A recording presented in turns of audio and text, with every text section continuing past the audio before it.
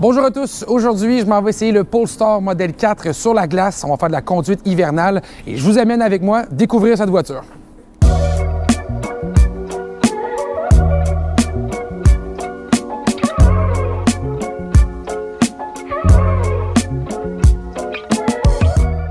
Alors, je viens tout juste d'arriver à la piste de Mécaglisse au Québec pour aller tester les habilités de la Polestar 4 sur la glace. On va avoir aujourd'hui la chance d'essayer plein de différents modèles du véhicule, mais on va principalement se concentrer sur la version à 2 moteurs. C'est le véhicule que vous regardez actuellement. Donc, elle se nomme Long Range Dual Motor. On parle de 544 chevaux de disponibles quand même et de 506 livres-pieds de couple. Le tout promet environ 451 km d'autonomie sur une pleine charge grâce à une batterie de 100 kWh quand même, donc une batterie assez grosse. On a également une recharge rapide disponible à 200 kW et un chargeur embarqué de 11 kW.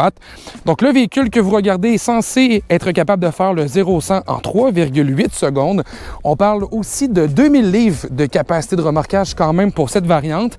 Et bien que je vous donne beaucoup d'informations aujourd'hui, ça ne sera pas vraiment pratique de pouvoir accélérer aussi vivement parce que l'idée va être capable de contrôler le véhicule principalement sur une surface glissante.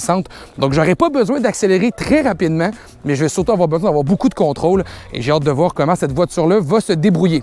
Parlant de prix, parce que c'est important aussi d'en parler malgré tout, même si on va avoir du plaisir, c'est une voiture qui coûte environ 72 700 $ au Canada avec les frais de transport pour le modèle que vous regardez. On va commencer aux alentours de 67 000 pour la variante qui va avoir un seul moteur et donc qui va être propulsion. Donc, pour un véhicule de ce prix, je m'attends à quand même de très bonnes performances et je m'en vais tester ça.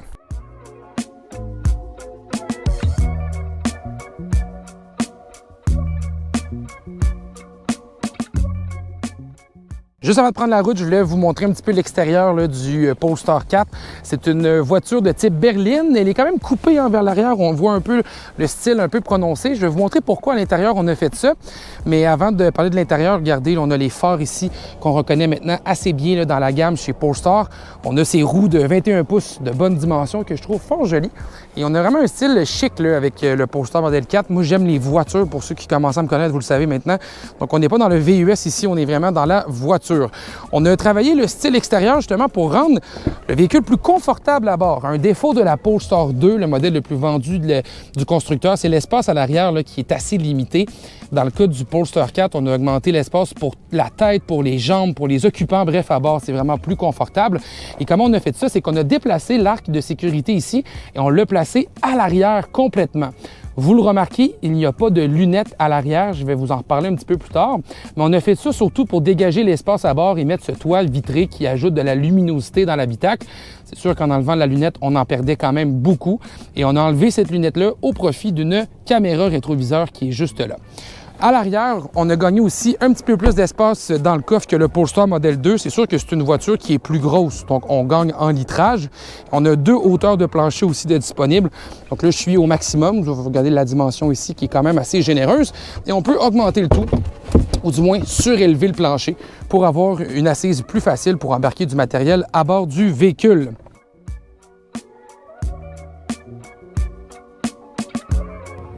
Look where you want to go, counter steer and gas, here you go, counter steer and gas, and don't counter steer, okay?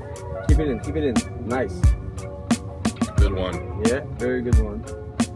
Alright, look over there, don't hit the snowbank. Yep. Donc, je viens tout juste de parcourir le premier circuit de la journée, une espèce de circuit de rallye. Vous venez de voir quelques images d'ailleurs de l'expérience. Et là, on est au cercle polaire qu'on appelle. C'est une expérience où on va faire des tours avec le véhicule pour voir les habilités du système 4 roues motrices.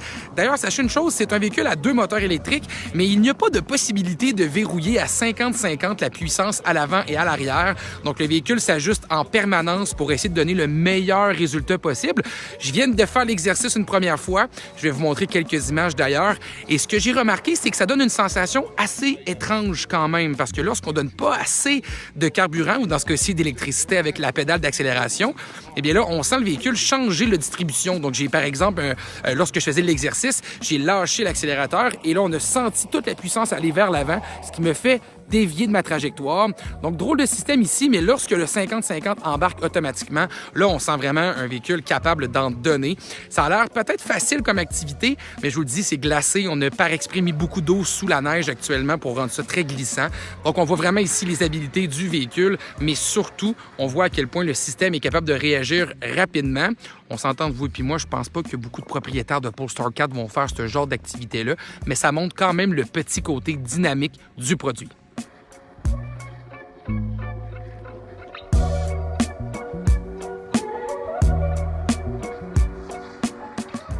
Depuis tantôt, je vous parle de l'expérience, je vous dis que je vais sur la piste, mais il y a des gens qui sont là pour nous aider et c'est Tommy Lemaire que j'ai le droit d'avoir aujourd'hui comme instructeur de conduite avec Polestar.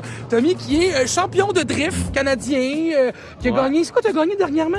Formula Drift Pro Spec aux États-Unis. Tu sais, quelqu'un qui sait comment ça marche conduire un char. Donc, content de retrouver Tommy. Et d'ailleurs, sachez que Tommy a déjà été au podcast RPM. Si vous voulez connaître son histoire, c'est une bébite, ce monsieur-là. Là. C'est vraiment tout un pilote. Et c'est lui qui va me montrer comment faire les tours autour de ce fameux circuit. Donc, on y va? Ouais, on va bien du fun. On va s'amuser.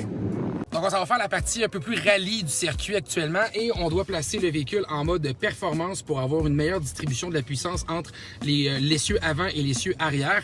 Il faut aussi enlever ce qu'on appelle en anglais le traction control. C'est le mode sport ici qui va nous permettre d'améliorer un petit peu plus nos performances, mais il va pas complètement se désactiver quand même. Le but, c'est qu'on reste en vie à la fin de l'exercice. Donc, je me lance. Hâte de faire ça. You can block that last turn for me, Sam? Oh, yeah! Turning. I'm too wide. Oh, dude, that was Not bad, man. Very good. That was very good. Just want to say that you are doing the whole course in drifting now. Like there is no straight line. D'ailleurs, lors des événements comme ça, souvent les constructeurs amènent des prototypes ou des véhicules pour nous montrer un peu des nouveautés qui s'en viennent au sein de l'entreprise. Et là, ils ont amené une édition modifiée de la Polestar Model 4, une édition qui s'appelle Arctic Edition. Et vous pouvez le voir, c'est une voiture lourdement modifiée esthétiquement également. On a des roues qui sont exclusives. On a retravaillé aussi le système de conduite de la direction du véhicule. Donc, on devrait encore avoir une meilleure performance pour faire des glisses et compagnie. Donc, une voiture très jolie et j'aurai la chance tantôt de faire un tour avec Tommy Lemaire au volant que vous venez de rencontrer. Il va nous faire ce qu'on appelle des hot laps. Donc, aller s'amuser sur la piste avec quelqu'un qui sait vraiment comment conduire une voiture comme il faut. Et ça risque d'être assez excitant à bord de cette édition Arctic. C'est bien beau, moi qui s'amuse avec le véhicule. On va faire un tour dans pas long avec Tommy Lemaire au volant. Ça, je vous jure, ça risque d'être pas mal excitant.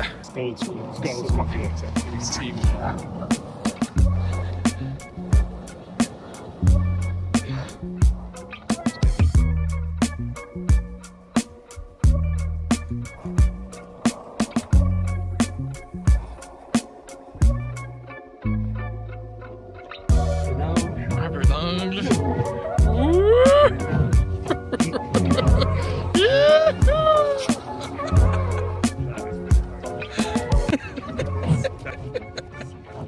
C'est la différence entre quelqu'un qui aime conduire et un pilote professionnel, hein? Donc, vous venez de voir un peu les performances de la Polestar 4 en format drift ou sur la glisse, si vous voulez. C'est un véhicule qui est surprenamment bien balancé malgré son poids. Je pense que c'est ça que j'ai retenu aujourd'hui de mon activité, c'est que malgré qu'on pousse la machine, vous l'avez vu avec Tommy Lemaire aussi, ça reste un produit qui est bien campé au sol. On a une bonne répartition du poids également. Puis j'ai été agréablement surpris par la direction du véhicule.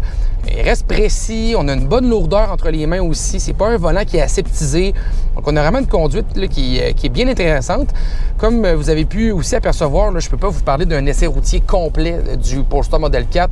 Aujourd'hui, c'était vraiment plus une activité qu'on faisait avec le constructeur. On va bien évidemment remettre le véhicule à l'essai comme il faut sur les routes pour voir sa consommation, voir son confort.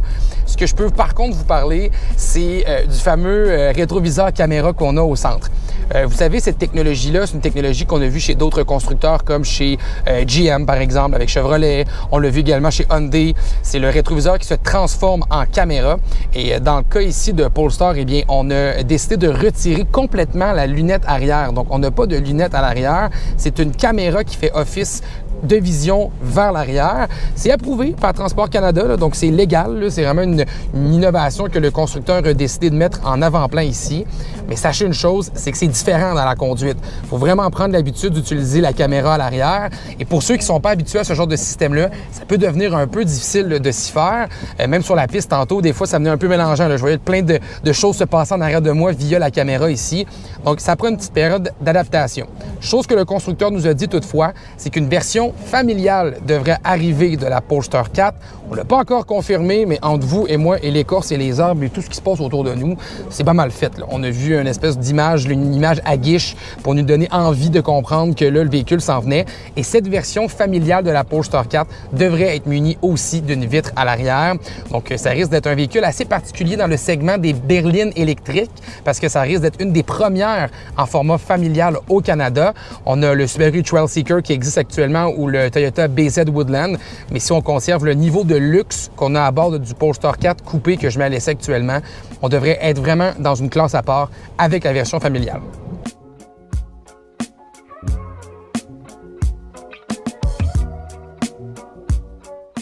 C'est ce qui met fin à mon essai du Polestar 4 avec cette belle journée d'activité. J'ai surtout appris que le Polestar 4 était une voiture très dynamique à conduire. Franchement, là, ces dynamiques de conduite sont assez impressionnantes. Bien évidemment, comme je le disais un petit peu plus tôt, on va mettre à l'essai comme il faut sur les routes du Québec le véhicule pour savoir sa consommation. On va devoir attendre avant de recommander ce véhicule-là, vous le savez bien, à cause de la fiabilité qui sera démontrée. D'autant plus que Polestar a connu quelques ratés avec le modèle 2 quand même. Donc, on va être prudent ici. On place automatiquement ce véhicule-là en évaluation. Et je vais vous revenir plus tard avec plus de détails sur le produit. Sachez une chose toutefois, c'est que c'est un véhicule qui est construit en Corée du Sud. Donc, c'est comme des nouvelles usines qu'on propose maintenant au marché nord-américain et on pourra voir si cette nouvelle usine propose une meilleure fiabilité avec le Polestar 4. Sur ce, je vous souhaite une très bonne journée et je vous invite à vous abonner sur Facebook, Instagram, YouTube. On est un peu partout. Bye bye!